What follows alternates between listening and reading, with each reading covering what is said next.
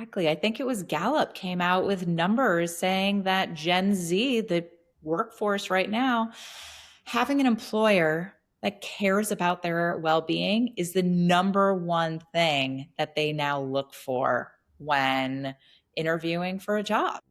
Welcome to the Conscious Solutions Podcast, where we highlight leaders, founders, and practitioners who are shaping the future of healing, recovery, and human transformation.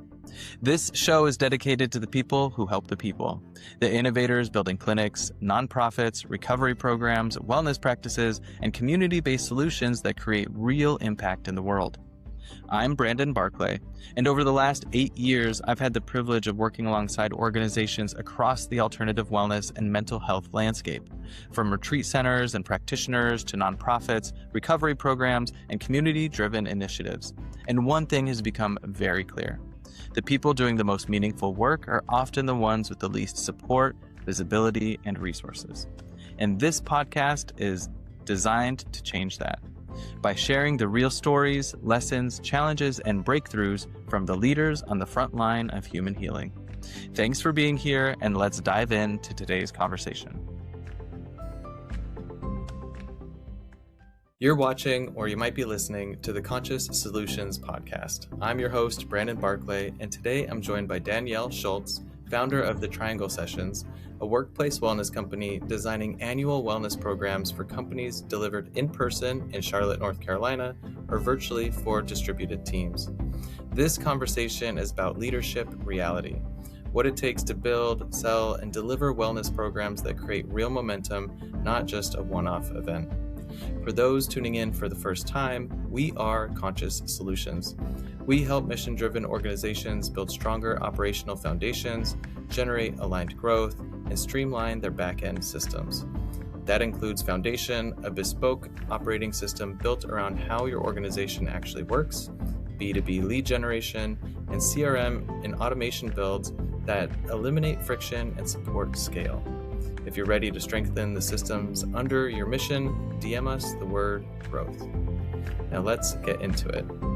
Danielle, thank you so much for being here, and welcome to the Conscious Solutions Podcast. Thank you for having me, Brandon. I'd love to start with where in the world you're calling in from today. I am in Charlotte, North Carolina. We moved here just about a year ago. I was in New York City for 15 years prior to that. How's the adjustment to Charlotte from the big city? I miss New York. I love New York.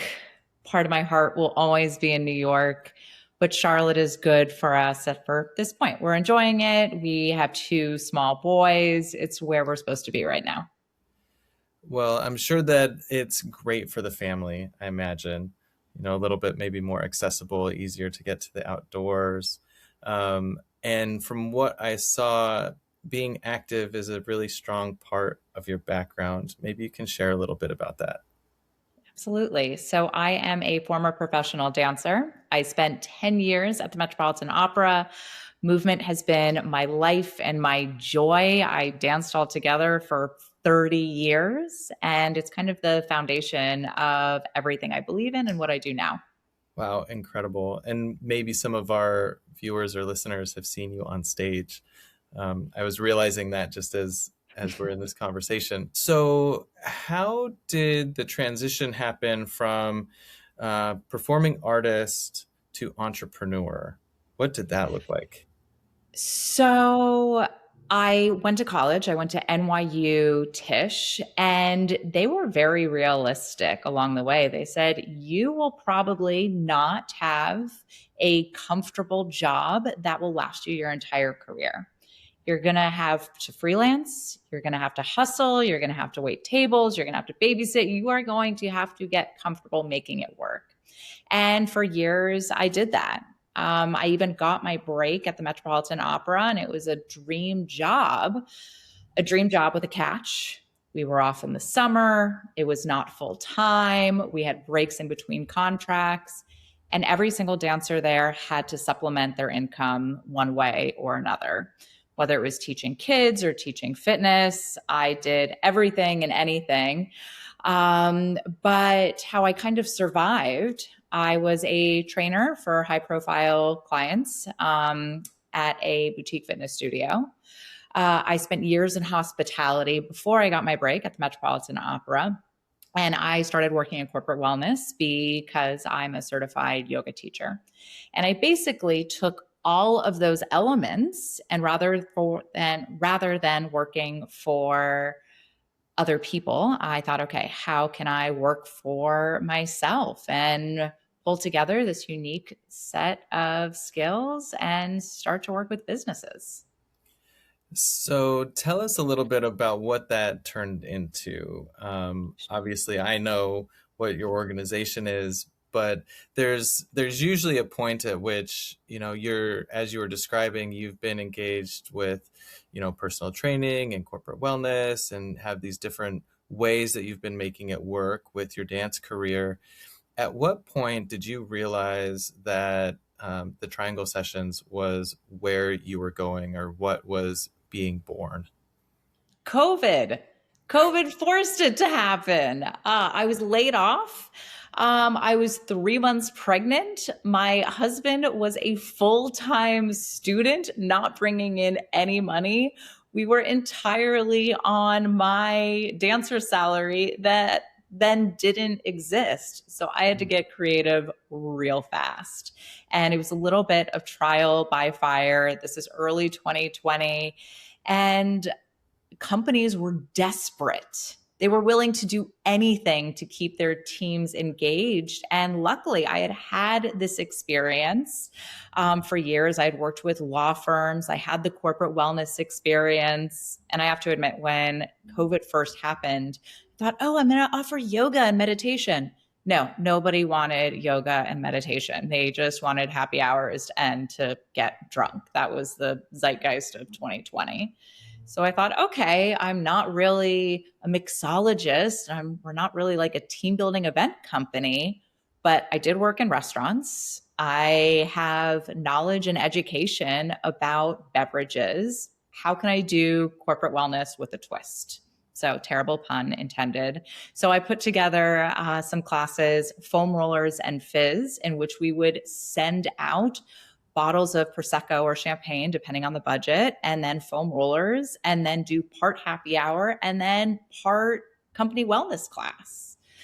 We did a similar setup, Shiraz and massage. We would do an introductory wine tasting, and then we'd send out lacrosse balls and snacks and like learn how to do tension release using a lacrosse ball. And these are things that I thought were common knowledge that everybody knew as a dancer. This was part of our training, our curriculum growing up. And then I learned, oh wait, these are secrets. You don't know these things. And people felt better in their bodies. And it was also a means of connection because it was still like a fun social event designed to engage. Wow, I love that. It's so interesting how there were many gifts inside of COVID, right? As disruptive and difficult as it was, many things got born from the pressure that existed in that time period, right? So there was a demand that you saw, or a need in the corporate world. People were wanting to keep their teams engaged. You started to lean into that. Um, what was what were some of the hurdles that you had to get over in that entrepreneurial journey? It's like, okay, now am I starting a corporation? What does this look like? Do I have a team? Um, Share some of those, like the the getting the training wheels off as you got things going. I'm going to say the training wheels come on and off all the time in 5 years into this day.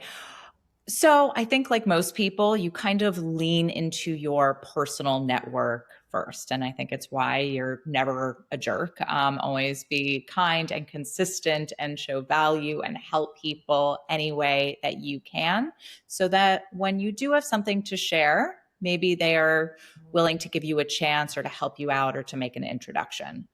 That said, you were talking about B2B sales. I don't know how to sell. My background was that you would audition, and if the director, the choreographer liked you, you would be put through the ringer, and hopefully you got the job, and then you would show up each day and you would do the job really well. I had no idea how to sell, but I knew how to show up and to be consistent and to add value. And I got really lucky that I, in a way, still am dependent on partnerships. So larger team building events companies, larger corporate wellness companies that liked what I was presenting. They liked me. They knew I was consistent, and they had dedicated sales and marketing teams. So they would use my signature events on their platform. They would take a cut and everybody would win. So, leaning into partnerships with larger established companies really helped me get my foot off the ground and allowed for me to practice a lot, like a lot, a lot, a lot. Um, I also liked having that partnership aspect, that it wasn't just on me, but that there was a third party to interact with or work as a sounding board or say, hey, it's been a couple months since I've done this class, or I want to try this out. Can I try this out on you first? And then from there, it would allow for momentum to build. I love that. I think engaging with partnerships is a highly underutilized tool, especially when people are starting out. Oftentimes we're, all right, I'm starting this thing. It's mine, or, you have so much care for the thing, but there is so much value in partnerships and the leverage that can come from those relationships. So I love that that's one of the things that you're starting with here, is that partnerships really allowed for the testing ground and to utilize, a space that's already constructed. Exactly. I will say though, hurdles that I've had over the last couple of years. I'm still dependent on partnerships, not just for revenue, but for me. I like working with other people. Sometimes in those partnerships, companies are bought and they're sold, or they may get rid of the experiences with kits, which was my specialty. You also can't poach those clients. I'm a firm believer in the fact that you don't bite the hand that feeds. So I was always very respectful that if you have a partnership and that is your client, I'm not going to go after your client. So there's only so much that you can do to nurture the relationship. So I wouldn't get fully dependent on it, just because oftentimes those clients are not your own. However, Sure. when you're first starting out, or if you do want another revenue stream, it really does open up doors. Where in the process did the name the Triangle Sessions come from? That's a great question. I don't think anybody's ever asked that before. So I first wanted to launch a 3-pillar fitness method. This was back in 2018. That was a combination of nutritional counseling, because I'm a certified nutrition counselor as well, nutrition, flexibility, and toning. So this was kind of like the secret formula that's not so secret. I think it's kind of common sense, that made me feel great as a dancer and gave me vitality. And it was a coaching one-to-one system. And then did a whole video series in order to have the ability to scale. And very early on, as much as I loved my clients and the work, I was craving a little bit more. And I started, actually, I think back to this day, this COO really threw me a bone. I organized a large scale retreat for a law firm, and I loved it. It took every single ounce of my background when it came to hospitality and travel. My first job out of school was actually dancing on a cruise ship. I turned down an apprenticeship within a ballet company to go travel the world and make a little bit of money and live expense free. all of that came together in order to put together this retreat for a law firm. And I fell in love with kind of corporate B2B. Lawyers have very high expectations, dancers have very high expectations, and are perfectionists. So it was this great fit.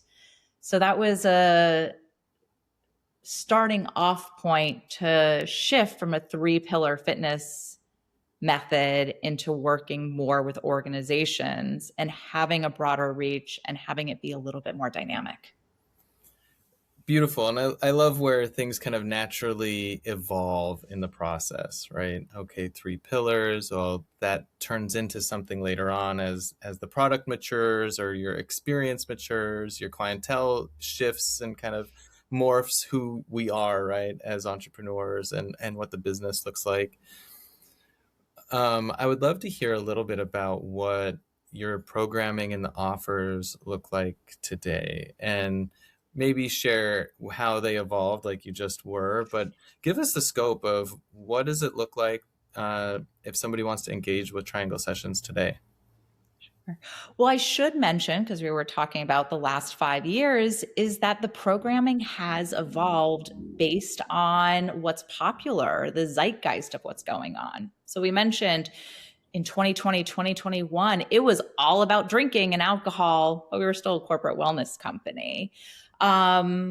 I want to say luckily or unluckily, alcohol is a little bit on the out, and plants became really popular. So we had this terrarium building workshop using succulents. We added a bonsai class that looks at Eastern philosophy and kind of this like letting go process. So plants became really popular. Now, especially in the age of AI, it's actually about going back to our bodies. That technology is changing at such a rapid pace, but our bodies are not. So how can we take care of our bodies? Again, using the foam rollers and the resistance bands, and we do a massage gun workshop now. So going back to basics of taking care of our bodies so we can do the work, especially for those who work in tech or really any company now. Currently, there are 2 sides to the business. So there are the team building sessions in which everybody gets a kit, whether you experience it in person or we could send it to your doorstep. And these are designed to be fun, high quality, creative. You're actually using your hands and you have a physical object. And then the other side of the business is that we have our flat rate wellness activations. So everything from your yoga to your meditation to your breath work. We also have the opportunity to bring in guest presenters who are experts in sleep and nutrition, burnout management. We had a shark scientist who was a free diver, and he gave a presentation on breath work in order to help manage stress.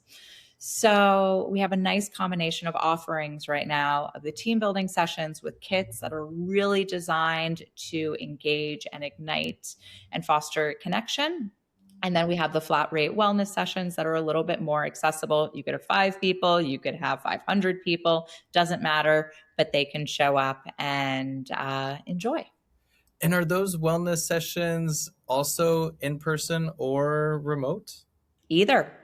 Wow. Okay. So I could see where a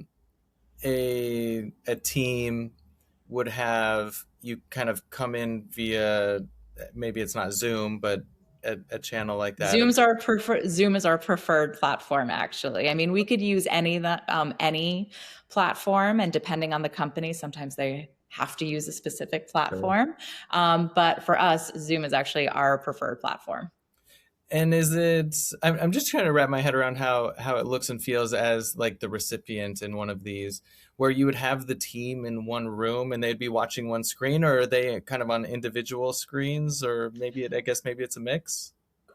Great question. So what I will say, if it's going to be remote, it works best if everybody is remote, that everybody tunes in from their individual device. We did one last week where I was remote and everybody is in the conference room, and it works well. At the same time, people are having side conversations, and they should be. It's a team building event. Sure. My personal favorite, and this is where we're starting to shift for 2026, is to really, I don't want to say go back to basics, but be in the room where it happens. Yes, I have to throw in a musical theater reference to Hamilton there, but that's where the magic happens. Individually tuning in from Zoom for these team building experiences, we have it down. We know how to structure it. We know the timing. We try to have everybody speak. But at the same time, being in person, it doesn't get better than that. Yeah, I was curious if there was a change. I mean, obviously during COVID, it was such a kind of strange time for so many people, and everybody all of a sudden went remote, working from home if you weren't already. And now I see people really yearning for that connection, wanting to be in person. Some organizations kind of requiring people to come back to the office now. And so as you were speaking, I was curious if you were seeing kind of a change in the trend. Yes, there is I'm going to say any type of connection is better than no connection. Nothing beats in person. Nothing beats in person. That's where the magic happens. The next best option is in Zoom. The setup that I don't recommend and I really steer clients away from is the hybrid setup, where you have some people in a conference room here, some people in a conference room here, some people tuning in individually. Okay. At the same time, there's Priya Parker. She is an author. She has this book, The Art of Gathering, and it's about creating a space and environment for connections to thrive. Mm. So there's kind of a hierarchy, but just this idea of, oh, everybody join in any single modality, it loses its magic that way. Smaller is better. We always recommend that. Sure, I can certainly see that. Is there an area of the corporate world that you found to really embrace the work that you're doing? I was in finance in a prior life, and we did all sorts of team building things. They were very big about getting our management teams together and getting time out of the office. They spent a lot in cultivating those relationships. And so I'm curious if you find that there are some certain sectors of the corporate world that really embrace this, or you find to be like, yeah, these are consistently awesome clients for us. That's a good question. I will answer to say that we are industry agnostic in the sense that we work with tech, worked with law, we've worked with insurance, worked with government. And it really comes down to the culture of the company. It doesn't matter if you're finance, it doesn't matter if you're a creative agency. It really comes down to the culture. And I love being pleasantly surprised when a group of engineers who are so smart have this epiphany and this aha moment that they could feel things in their body that they have never felt before. I love that. A body awareness. We were sharing a little bit before we started the session about body awareness, and I 100% agree. And to see a great example, engineers, people who may not be as used to being in their body, or especially experiencing something in their body with a community of their peers, right? To see that transformation, I'm sure, is really fun. If you had a magic wand, maybe you do, and I just don't know. Maybe you've got a magic wand. And you could make one part of your organization function a little bit easier or remove a roadblock, what would that be? An outbound sales system. Tell me more.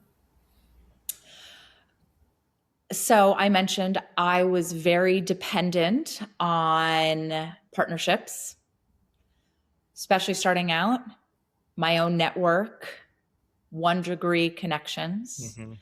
I never learned how to sell.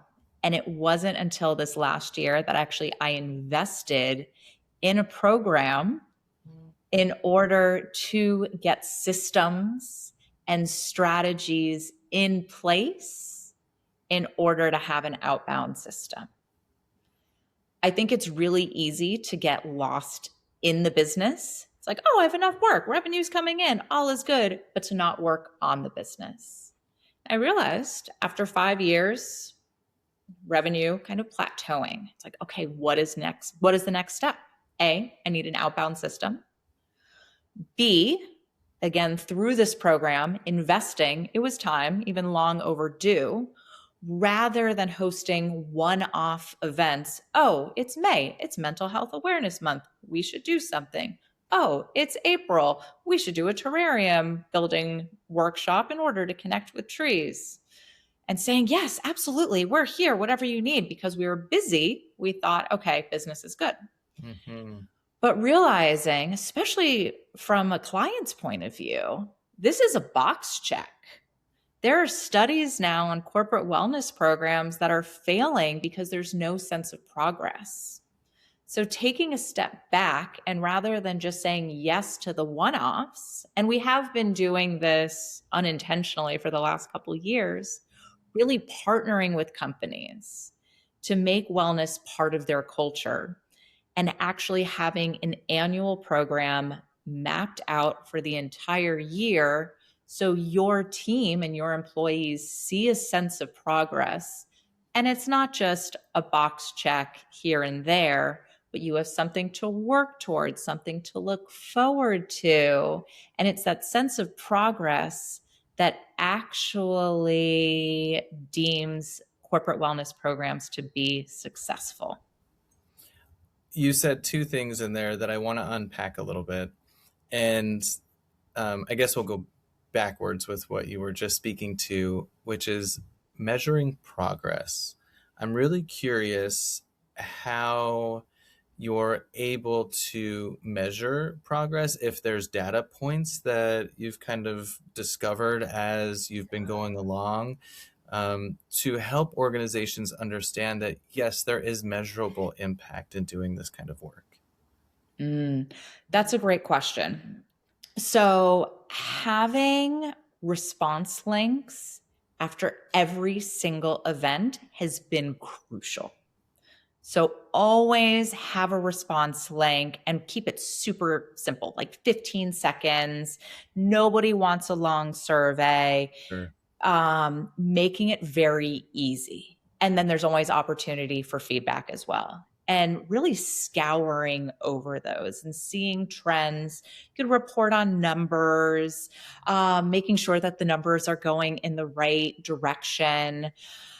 And then companies could use those data points then when they put out their quarterly or semi-annual survey, just to make sure that they're going in the right direction. Yeah, interesting. It makes me think like so there's the surveys that you would share after an event, right? And capturing that like right after the moment sentiment and feeling.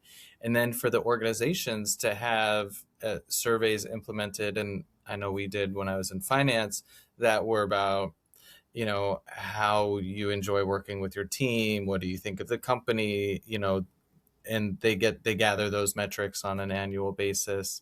And I guess it would be maybe partnering those two worlds together, right? If they can see, if a company is taking those types of surveys company wide, to be able to say, yeah, we can see that, in general, staff are enjoying the workplace more, they're finding it easier to be in their teams, that sort of thing. Exactly. It really is a partnership, and it's not a one size fits all approach. I was chatting with a client yesterday who had moved organizations. And in her new organization, she had mentioned half the team is so excited about this and wants to bond and wants to connect and loves this. And the other half of the team wants no part of it. What do I do? I said, you offer it to the team members who want to do it. You can't force fun. You can't force team bonding, but you're supplying the opportunity to connect for those who want to experience it. And hopefully, with those experience it, or you provide enough variety that those in the other camp are inspired or maybe intrigued to join. But this way, you're not wasting company dollars on those who are not resonating with this idea.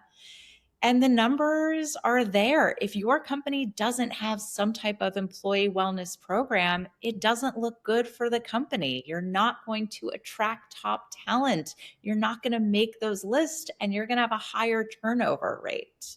So, having some type of company, whether it's the Triangle Sessions or somebody else, some type of wellness programming in there is now crucial for the vitality of any organization. Absolutely. And talent is looking at the whole picture now. It's not just, what is the number on the offer. People really are looking at the whole environment now. And we've seen that more and more. They want to know what the full package is if they're going to invest their life with an organization. Exactly. I think it was Gallup came out with numbers saying that Gen Z, the workforce right now, having an employer that cares about their well being is the number one thing that they now look for when interviewing for a job. Yeah, it's a beautiful trend, and I love seeing that it's going in that direction. And it speaks to, if we're going to spend the majority of our time, in an organization and supporting the growth of a business, we want to be taken care of. Course. And one thing that's kind of cool, years ago, there was always this discussion about work life balance, and there was a clean delineation between the two. And to come back to the triangle theme, it's no longer work life balance. If anything, it's work and life and wellness. And these three components are all connected. And hopefully, wellness could be infused into the workday, and that makes your personal life better, and vice versa. But it's all about, I don't like the term, work life integration, but having wellness integrated into your work life, again, is the new secret formula. Or maybe it's the old secret formula, but we're just talking about it now. Right. It's coming forward, I think, in a new way where wellness it's more accessible than it used to Yes. be. And people are really understanding, I think, the effects of not having wellness practices in their life. I guess even now, my job was dancing and moving my body. And now I am sitting for vast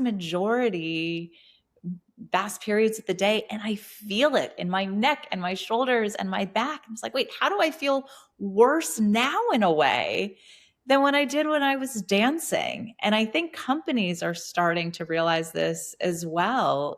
We're even booked for something as simple as like 15, 20-minute movement breaks a couple days a week. And this is part of the cadence of their week, and it's in their company calendar. And it's a quick, easy resource for companies to show that they care about their employees and they want them to move their bodies, not just for them to feel better, but there are studies and there's data saying that it improves your focus and your productivity. It makes you happier. And when you're happier, you're a nicer, more collaborative employee. So the data is now there. It's just having companies finding the program that fits for what they need. And not to mention, healthier employees need less time off. That is so true. Yes. You know, where and thank you for that. It was the beautiful 2 or 3 minutes in that dialogue right there. And I encourage any of our listeners who found little gold nuggets, maybe rewind and listen to it again, because there are some gems in that little segment. I would love to hear, what does the future look like for the Triangle Sessions? What are you building? What are you dreaming into? Where are you taking it? So, Triangle sessions aside, I think every single company needs to have wellness programming, whether it's with the Triangle sessions or some type of workplace wellness organization that fits into your culture. That said, we do work a lot with remote and hybrid teams. We are new to the Charlotte area and excited to really work with this growing, vibrant city and young professionals moving here across all different sectors.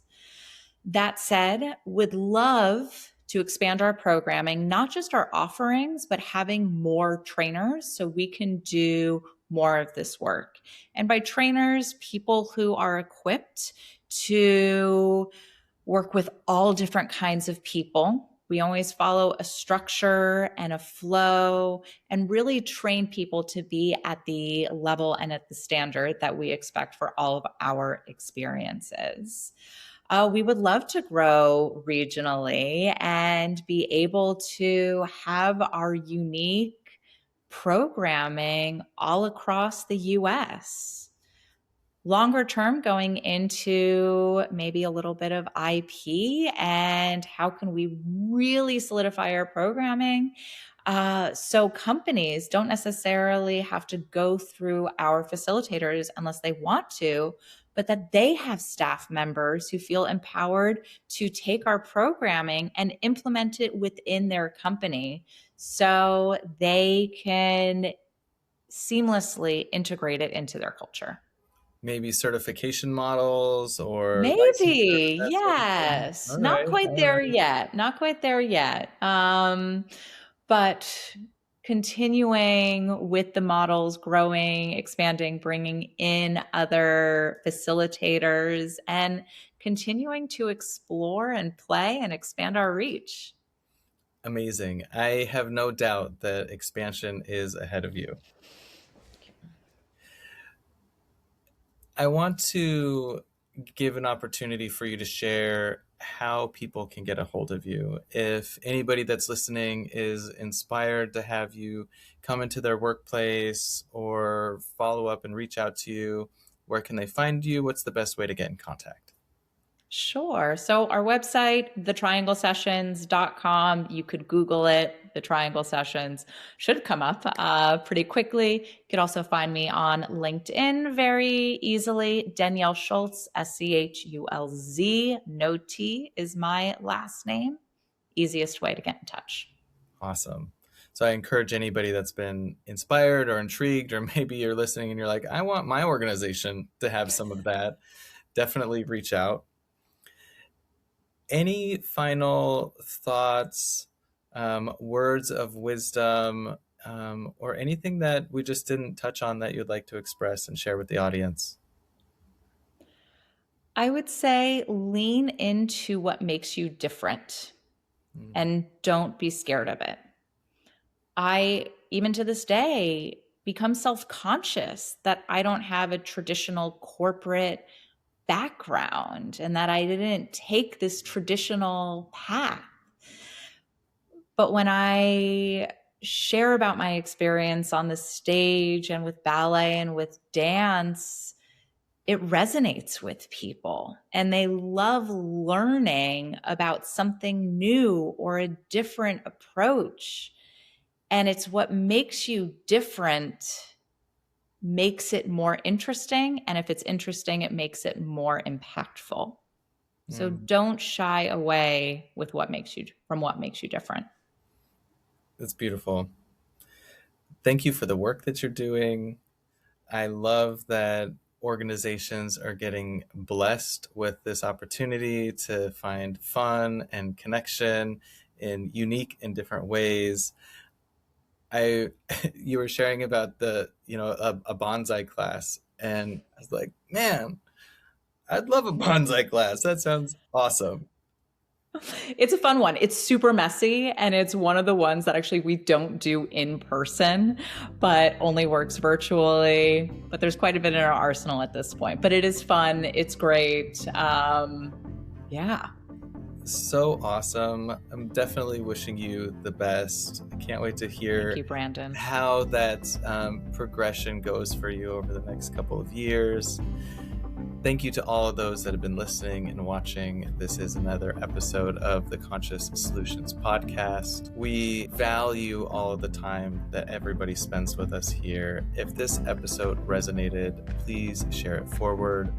Every conversation reminds us that systems of care are only as strong as the people within them. My name's Brandon Barclay. Stay present, stay curious, and keep building with heart. Thanks for listening to the Conscious Solutions podcast and for being part of a movement that supports the people who support the people. If today's conversation inspired you, share it forward, follow the show, and stay connected for upcoming episodes. And if you're a founder, a practitioner, or an organization doing meaningful work in the healing or wellness space, or you're looking for support in building systems that help your mission grow, reach out. I'd love to hear your story and explore what's possible. Until next time, stay curious and keep building with heart.